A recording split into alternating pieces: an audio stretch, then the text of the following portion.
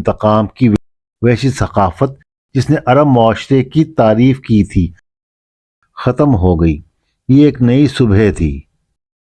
فتح مکہ در حقیقت اس فوج نے نہیں جیتی تھی جو شہر پر مارچ کر کے آئی تھی، یہ رحمت اور معافی کی لامحدود طاقت سے جیتی گئی تھی۔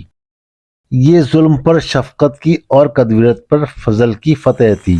اس نے یہ ثابت کیا کہ حقیقی فتح آپ کے دشمن پر حاوی ہونے میں نہیں بلکہ اس کا دل جیتنے میں ہے۔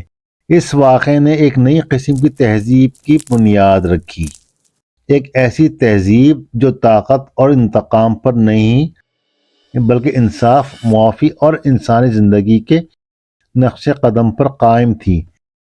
یہ قرآنی مثالیہ کا ایک عملی مظاہرہ تھا، اور نیکی اور بدی برابر نہیں ہے۔